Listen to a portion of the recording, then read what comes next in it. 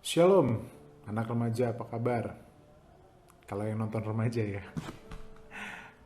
Padahal realnya yang nonton tuh kebanyakan bukan remaja nih. Yang tua-tua bagus deh kalau pada nonton. Orang tuanya juga wajib nonton ya. Karena apa? Penting banget nih pesannya disampaikan karena dunia remaja itu kompleks. Justru dunia remaja itu kalian para remaja adalah saat-saat atau usia di mana kalian mulai harus ditanamkan sesuatu. Karena penanaman sesuatu itu akan bisa menjadi sebuah role model in the future, role model di masa depan. Untuk kalian bisa bertindak dan berperilaku ketika menghadapi sebuah realita atau kenyataan kehidupan gitu. Nah, khususnya hari-hari ini kan semua kita udah tahu ya bahwa itu bersentuhan dengan teknologi. Setiap orang sekarang terlibat langsung dengan namanya teknologi. Teknologi itu adalah hal yang sangat signifikan yang sekarang kerap terjadi. Bukan lagi kerap terjadi ya, udah menjadi gaya hidup bahkan. Dalam kehidupan sosial masyarakat kita, dengan adanya pandemi, teknologi dimaksimalkan untuk kita bisa saling berinteraksi menggunakan teknologi ini, khususnya dalam hal penyampaian pesan. Sama nih, saya juga sekarang sedang berusaha untuk menyampaikan suatu pesan untuk kalian para remaja dan juga khususnya yang nonton. Remaja boleh, ibu-ibu, bapak-bapak, pemuda juga boleh, silahkan. Tapi sebelum saya menyampaikan pesan melalui media ini, sosial media YouTube, video, ada kalanya ada baiknya maksud saya, kita berdoa dulu ya. Tuhan Yesus, terima kasih atas seluruh kemurahan yang sudah Kau berikan dalam kehidupan kami Tuhan. Sebuah kepercayaan yang luar biasa untuk kami hidup Tuhan di bumi ini, yaitu dengan tujuan agar nama-Mu tetap dimuliakan dan terus dimuliakan hingga turunan-turunan kami Tuhan. Terima kasih Tuhan, biarlah segala sesuatu hal yang menjadi kehendak-Mu terjadi atas kehidupan kami, khususnya dalam penyebaran Injil-Mu di muka bumi ini Tuhan Yesus. Tuhan, terima kasih untuk seluruh kesempatan hidup yang telah Engkau berikan. Biarlah kaki kami selalu bersandar, kaki kami biarlah selalu menapakkan kepada setiap jalan-jalan-Mu Tuhan, bukan jalan-jalan kami Tuhan. Dan biarlah apapun yang kami perbuat Tuhan, kami perbuat semua untuk kemuliaan nama-Mu Tuhan Yesus. Terima kasih Tuhan, selidiki hati kami, terus tanamkan kepada kami segala sesuatu hal yang baik, perlengkapi kami lebih lagi Tuhan, khususnya yang nonton video ini, baik remaja maupun pemuda dan orang dewasa sekalipun Tuhan, agar apa yang hamba sampaikan merupakan sebuah pesan khusus untuk kita semua dengarkan Tuhan Yesus, untuk semakin luasnya pemberitaan Injil yang ada di bumi Tuhan Yesus. Terima kasih Tuhan, hamba serahkan seluruhnya ke dalam tangan-Mu, dan biar Engkau saja yang berbicara bukan hamba, dan biarlah semua itu mendatangkan kemuliaan bagi nama-Mu Tuhan. Terima kasih Tuhan, di dalam nama Yesus, haleluya, amin. Oke, saya selalu menyinggung segala sesuatu hal yang bersifat penginjilan. Penginjilan apapun itu bentuknya, penginjilan itu saya harap tetap kita pelihara keberadaannya hingga hari ini. Karena apa? Tanpa ada penginjilan kita nggak akan bisa memberitakan nama Tuhan hingga hari ini. Garis bawahi ya. Kunci penyebaran Injil adalah mengirimkan atau menyampaikan pesan secara turun-temurun dan secara terus-menerus. Ingat ya, kunci penyebaran Injil adalah mengirimkan atau menyampaikan pesan secara turun-menurun dan secara terus-menerus dari generasi ke generasi. Dan ingat, jangan berhenti, ya kan? Agar apa? Agar nama Tuhan dimuliakan. Kita ketahui bahwa manusia itu adalah sosok makhluk yang serupa dengan gambar Allah. Kita tuh sama gambar Allah. Dimana kita ketahui bahwa manusia itu makhluk yang selalu berinteraksi atau tidak dapat berdiri sendiri, sehingga menyebabkan manusia itu selalu berkomunikasi antara satu dengan yang lainnya. Bukan hanya berkomunikasi, tapi berinteraksi, baik secara langsung maupun tidak langsung. Nah, begitu juga dengan Tuhan. Tuhan adalah sosok yang menjadi gambaran keserupaan diri manusia. Oleh sebab itu, Tuhan juga rindu untuk dapat berkomunikasi dengan kita. Sebab kita sebagai manusia memiliki keserupaan dengan Allah. Manusia aja kalau nggak ngobrol nggak enak, ya kan? Sama, Tuhan juga begitu. Firman-Nya udah jelas tuh. Kita semua udah tahu bahwa kita diciptakan segambar dan serupa dengan Allah. We are mostly perfect, like our Creator, gitu. Maka dari itu, komunikasi itu penting. Mengapa penting? Sebab komunikasi itu mengandung unsur pesan, di mana pesan tersebut itu digunakan untuk berkomunikasi antara satu dengan yang lainnya. Komunikasi itu saling mempengaruhi dan dipengaruhi. Itu konsepnya dua. Mempengaruhi dan dipengaruhi. Itu. Bagaimana Allah berkomunikasi dengan kita? Allah berkomunikasi dengan kita tuh bisa secara langsung dan juga secara tidak langsung. Contoh nih, Allah berkomunikasi dengan kita secara langsung adalah pada saat kita berdoa kepada Allah. Kita menerima hadirat Allah dan kita memahami apa maksud Allah pada saat kita berkomunikasi melalui doa-doa kita. Itu secara langsung. Kadang bahkan audible ya. Orang bisa dengar suara Allah secara langsung. Gitu. Tapi ingat, hubungan intim itu perlu. Sekali lagi, hubungan intim itu perlu. Untuk kita bisa mencapai titik komunikasi langsung tersebut. Nah, itu juga perlu dilatih. Kalau nggak dilatih, nggak bisa. Harus intim. Setiap hari, komunikasi. Setiap saat, komunikasi langsung sama Allah. Bilang nih, Tuhan mau ngapain nih hari ini misalnya. Tuhan kenapa ada kesulitan. Tuhan kenapa ada begini begitu. Nah, itu adalah salah satu bentuk komunikasi langsung. Spiritual communication. Spiritual communication itu komunikasi antara kita dengan Allah. Sama pencipta kita, Tuhan. Nah, sedangkan contoh Allah berkomunikasi secara tidak langsung adalah Alkitab. Udah ada tuh grand design, gambaran realnya bentuk komunikasi Allah secara tidak langsung kepada setiap orang yang menjadi pengikut gitu. Banyak loh yang di Alkitab tuh menyebutkan sebuah komunikasi dalam bentuk langsung secara verbal maupun non-verbal yang ditulis Allah. Agar apa? Kita semua bisa tahu gitu. Di dalam Alkitab, Allah itu mengirimkan pesan dengan teknologi yang tidak termakan zaman. Di mana pesan itu, kalau termakan zaman nggak mungkin dong kita sampai hari ini bisa ngerti siapa itu Yesus, ngerti siapa itu Allah Tritunggal, bagaimana masa lalu, bagaimana Allah bekerja, bagaimana Allah membentuk kehidupan kita, bahkan akhir zaman pun sudah tertulis di situ. Itulah yang dinamakan teknologi tidak termakan zaman. Padahal apa tuh? Hanya berupa pesan. Dan pesan tersebut masih bisa kita dengar dan kita ketahui hingga hari ini. Padahal pesan itu tuh udah disampaikan oleh Allah berpuluh-puluh juta tahun lamanya. Pesan itu tidak terlihat, tetapi dapat terlihat ketika itu dibukukan, ditulis, dan itu diturunkan secara turun-temurun hingga hari ini. Teknologi itu ancient, tidak termakan zaman.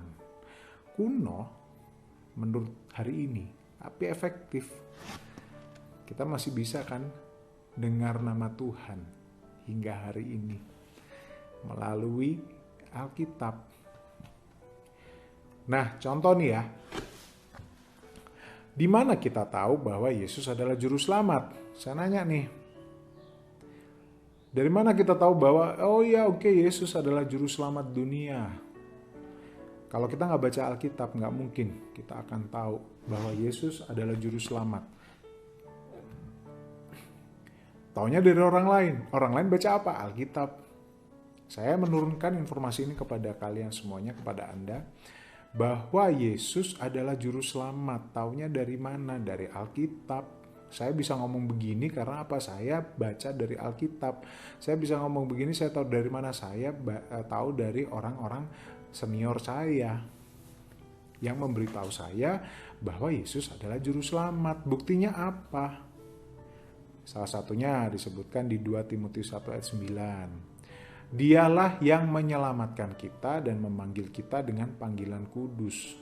Juru selamat dong, garis bawahi menyelamatkan kita. Selain itu ada juga penggalan kalimat yang ada pada 2 Timotius 1 ayat 10. Kedatangan juru selamat kita Yesus Kristus.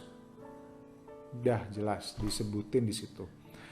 Yesus sebagai seorang juru selamat. Ya. Nah, dari sini tuh kita bisa memahami bahwa melalui Alkitablah kita mengetahui bahwa Yesus adalah juru selamat. Benar itu. Hal ini diketahui apa? Dari mana? Dari pesan yang ditulis oleh Paulus. Kalau konteksnya yang tadi ya, ayat yang udah saya sebutin. Siapa yang ngasih tahu? Pesannya ditulis oleh Paulus yang ditujukan kepada Timotius, dibukukan, ditulis, diturunkan turun-temurun hingga hari ini. Sehingga apa? Ada sebuah interaksi yang timbul. Interaksi apa? Pesan. Padahal awal pesannya adalah pesan interaksi yang ditujukan oleh Paulus kepada seorang Timotius. Tapi hingga akhirnya timbullah pesan tersebut yang disampaikan, yang ditulis, disampaikan secara turun-temurun hingga hari ini, sehingga kita tahu bahwa Yesus adalah juru selamat. Contoh yang saya sampaikan ini masih sangat kecil loh. Belum lagi kalau kita men-search, kalau punya Alkitab elektronik ya, sekarang kan enak tuh ada Alkitab elektronik. Di website ada, di download juga ada. Kita search aja kata berbicara. Ketika kita search kata berbicara di Alkitab elektronik kita, akan muncul banyak sekali contoh di mana Tuhan berbicara secara langsung kepada manusia. Dari mana kita tahu Allah berbicara secara langsung kepada manusia? Semua dari pesan yang tertulis di dalam Alkitab. Bener nggak?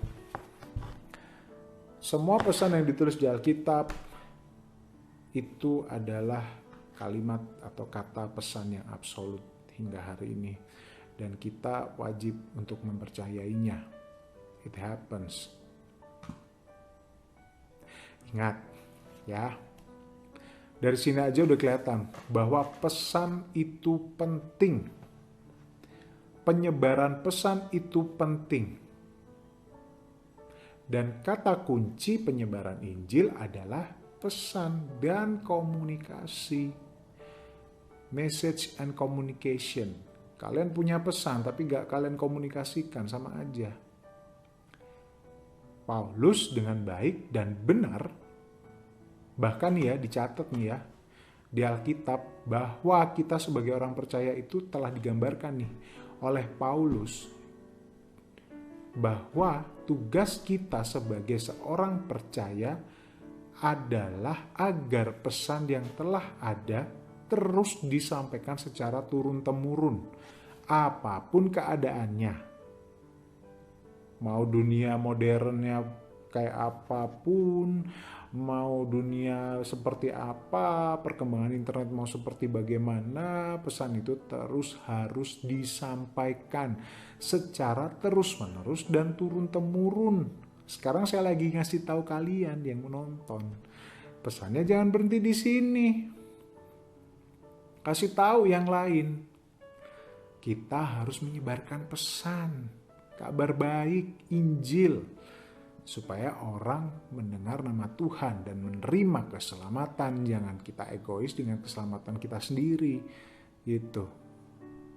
Paulus saja bilang loh, 2 Timotius 1 ayat 11, dibilang sama Paulus begini, untuk Injil inilah aku telah ditetapkan sebagai pemberita, sebagai rasul, dan sebagai guru.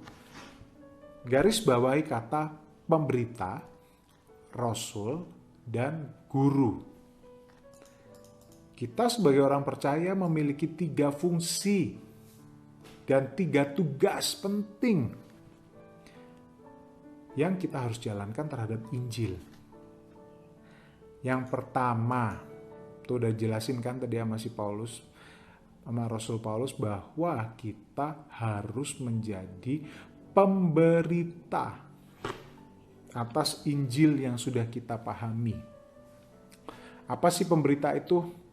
Pemberita itu adalah orang yang menyampaikan berita. Namanya pemberita ya orang yang menyampaikan berita. Berita apa? Berita baik. Berita baik apa? Injil kepada setiap orang yang belum percaya. Bahwa Tuhan menyertai kita. Tuhan hidup bersama dengan kita. Tuhan melakukan hal-hal luar biasa atas kehidupan kita. Kita beritakan tuh kepada semua orang yang ada di luar sana. Agar apa? Berita tentang Injil dapat disampaikan dimanapun kita berada, itu wajib hukumnya. Dan nama Tuhan tetap dimuliakan. Itu yang pertama. Ya. Yang kedua adalah kita sebagai rasul. Rasul tuh kayak Paulus tuh. Apa sih rasul itu? Rasul adalah utusan Allah yang dipakai untuk memberitakan Injil agar nama Tuhan terus didengar di mana-mana. Udah kita disuruh jadi pemberita, kita kemana-mana menginjil. Kita beritakan, kita sampaikan pesan Tuhan, firman Tuhan kepada setiap orang yang belum mendengar nama Tuhan. Agar apa, nama Tuhan dimuliakan. Yang ketiga adalah sebagai guru. Tugas sebagai guru tuh gimana? Guru bertugas guru bertugas untuk mengajarkan, maksud saya. Mengajarkan pesan firman Tuhan kepada setiap murid loh.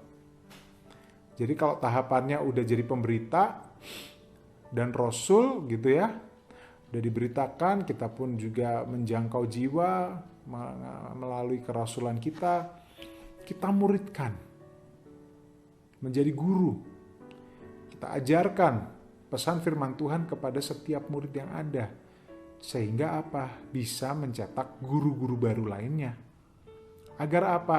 Agar pesan Tuhan melalui Injil dapat terus disampaikan secara turun-temurun dengan benar dan otentik. Penting itu.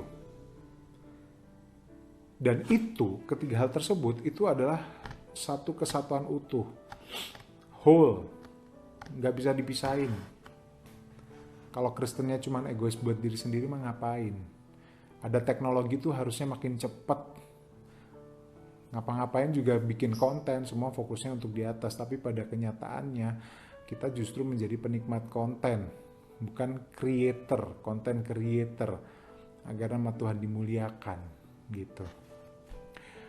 Ingat, ketiga hal tersebut adalah standar yang wajib dijalankan oleh orang percaya agar pesan Tuhan terus berlanjut sampai kedatangan Tuhan yang kedua kalinya.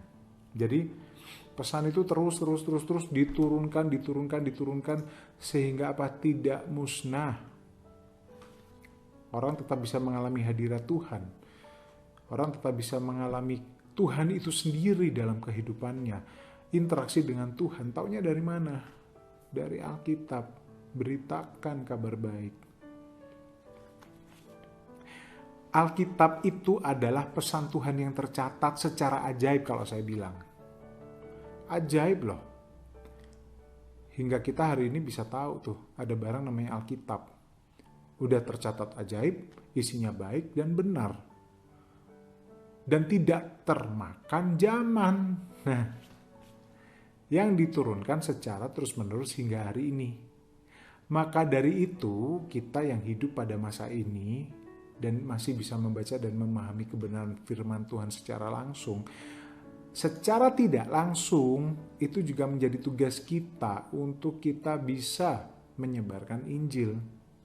Dukungan teknologi udah ada, tinggal ditulis ketik, kirim gitu. Teknisnya bagaimana untuk bisa supaya reach banyak orang? Ada teknisnya, pelajarin gitu. Dan pesan ini, Alkitab ini adalah pesan Tuhan yang tercatat dengan luar biasa. Jangan dilupakan itu. Dari semua yang udah saya sampaikan tadi, ini adalah sebuah proses penyampaian pesan yang terus-menerus terjadi. Alkitab adalah pesan, dan pesan itu harus disampaikan secara terus-menerus, tidak berhenti, sehingga nama Yesus masih dapat didengar sampai kapanpun. Pokoknya kalau Tuhan belum datang, udah deh, harus masih terdengar itu. Sekalipun zaman berubah, jangan berhenti memberitakan Injil, pakai semua media. Yang penting apa? Nama Yesus tuh diberitakan. Jadi gitu. Pesan adalah hal yang sangat penting agar bisa disampaikan kepada orang lain.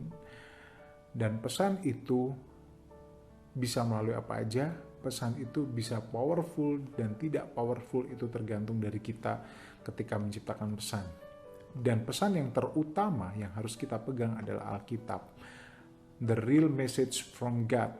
Itu kita harus pelihara supaya kita terus bisa menikmati hadirat Tuhan, kita bisa menikmati dan memahami siapa itu Tuhan. Bahkan di setiap musim kehidupan kita masih bisa mengerti Tuhan hidup bersama dengan kita.